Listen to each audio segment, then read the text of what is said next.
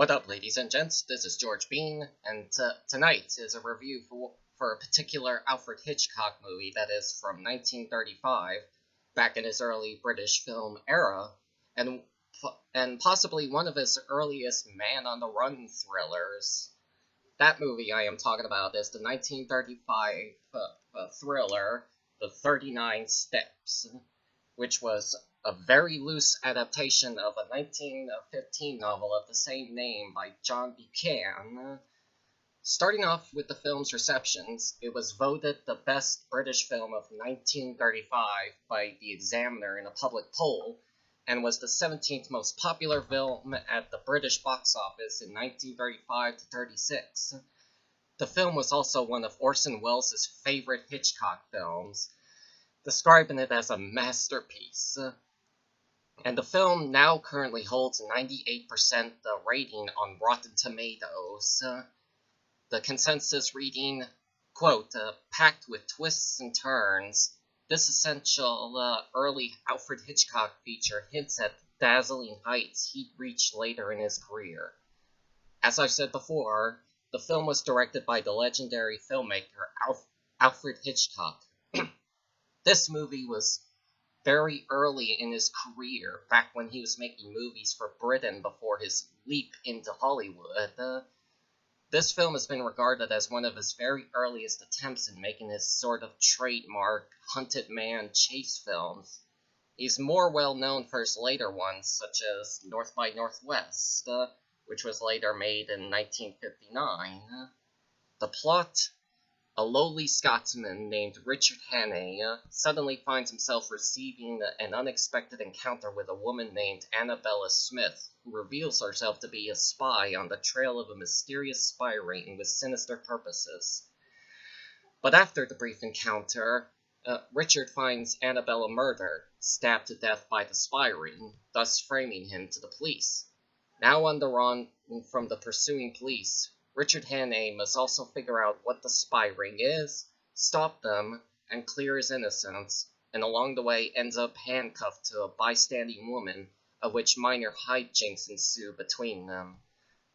Now, of course, to bring up again, this film is very different from its original source novel, aside from the main character and the basic bare-bones plot. I can bring up a few big differences that are easy to point out. The first difference is, what are the 39 steps?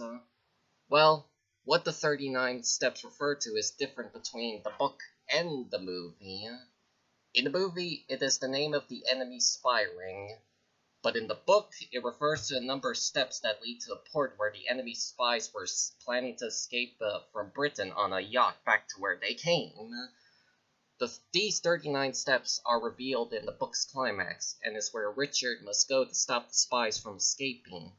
But in the movie, the 39 steps is used for an entirely different purpose, which leads us to the second difference, that being the enemy spy ring. In the book, they go by the name of the Black Stone, and their plot was to ignite a world war between Germany and Russia.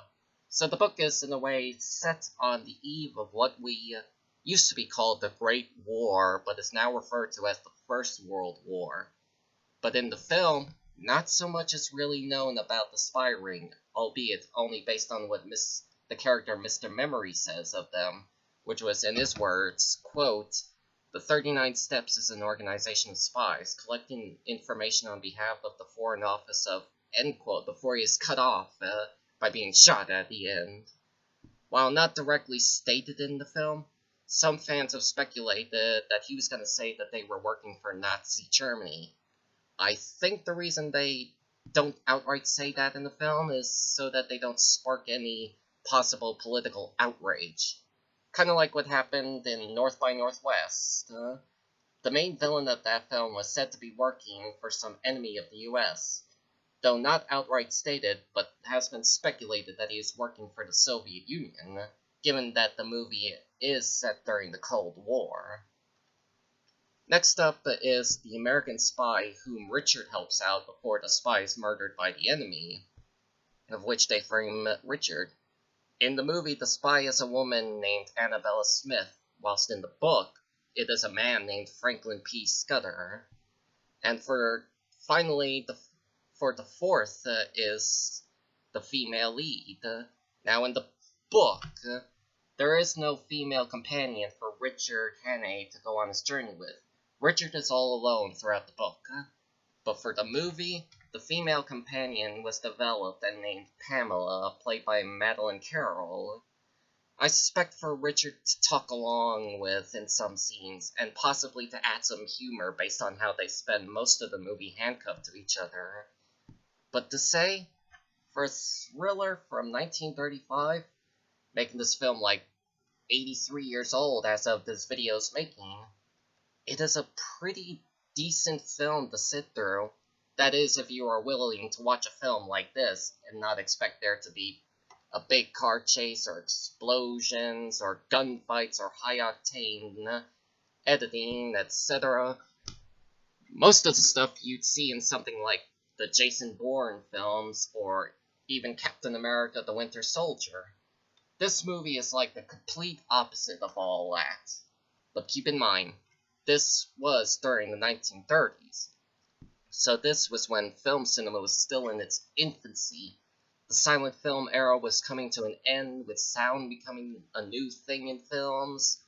So to say, if you're thinking about going into this movie expecting a high-octane, action-oriented chase thriller with crazy chase scenes, gunfights, and a big explosive action climax, you will be left disappointed in the end.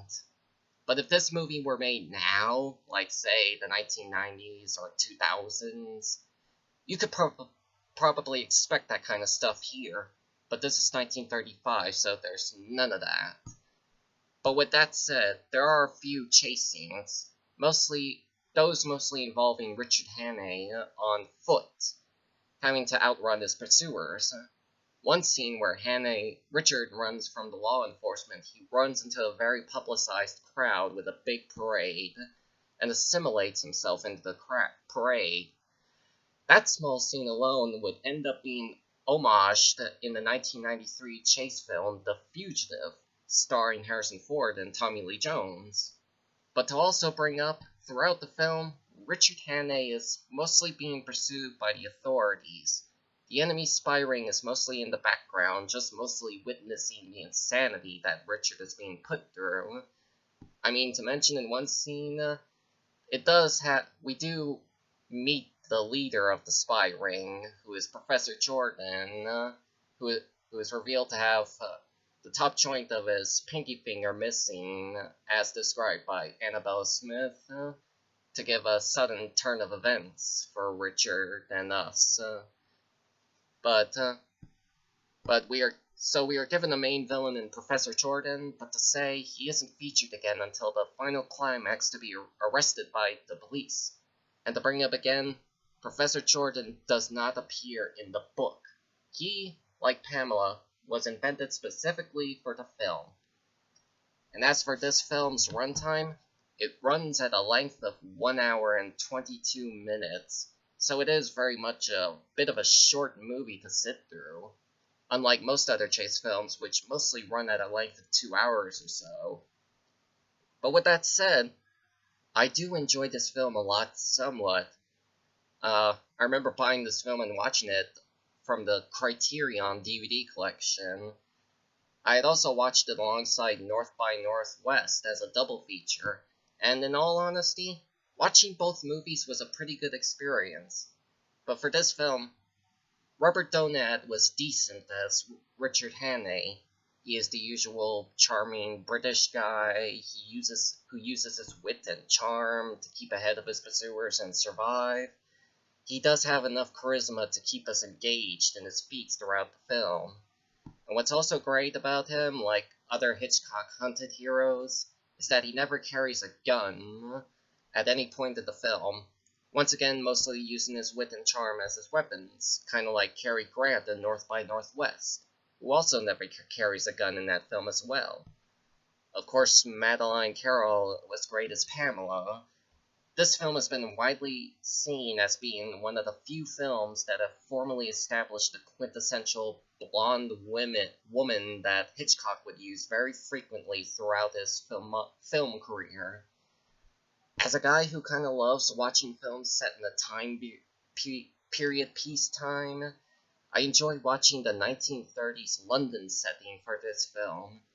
I also like the ending scene set in the big London Palladium Theatre, very public, big stadium for the 1930s, and the big stage. It was like seeing a big cinema theater, but without the cinema screen in front, just the stage. And it was also pretty nice to see the England-Scotland landscape, the mountainous roads, country farming homes, and even a walkway and a bridge, including a waterfall. But the one thing that made deter all of you from it would possibly be the film being in black and white. So the fact that we get to see the England-Scotland landscape, albeit not in color, could turn some people off. And one other thing to mention, the original book was actually the first of a series of 6 novels by John Buchan, revolving around the Richard Hannay protagonist. Those follow-up books were Green Mantle, Mr. Standfast, The Three Hostages, The Courts of the Morning, and The Island of Sheep. The reason I bring this up is because Hitchcock had actually attempted to make sequels to this film, albeit unsuccessfully. In 1939, Hitchcock had wanted to make a follow-up to the 39 Steps, based on Green Mantle, with Cary Grant and Ingrid Bergman considered star, but the rights from the Buchan estate proved to be too expensive. And in 1964, Hitchcock reread another Richard Hannay novel, The Three Hostages, with a mind to adapting it. But as with Green Mantle a quarter of a century earlier, the rights were elusive, but also the story was dated, very much rooted in the 1930s, and the plot involved a villain whose blind mother hypnotized the hero. Hitchcock, in interviews, said that he felt that the portrayal of hypnosis did not work on film, and that films that had attempted this portrayal, in his opinion, turned out poorly. But in conclusion, I would possibly give the 39 Steps a rating of at least 7.5 stars out of 10, because it is a decent fugitive film if you manage to give it a chance. But don't expect any big crazy action in it. Just go in with rock bottom expectations. Or you may not like it the first time, but it may end up growing on you over time if you watch it a few more times. But as a friendly recommendation, I'd recommend watching this film and North by Northwest as a double feature of 2 different chase thrillers from 2 different time periods to see how Hitchcock has evolved as a filmmaker. So give it a try. You could find it on YouTube for free, so maybe try watching it, searching for it on YouTube and for free on a free video, because it is public domain in a way. So give it a try on YouTube. So thank you for watching, ladies and gentlemen, and I promise I will get started on a review for North by Northwest at some point this year, possibly very soon. I just need to get started on writing a script for my review. So yeah, expect a North by Northwest review from me later this year. So once again, thanks for watching, and until then, I'll see you all next time. Peace!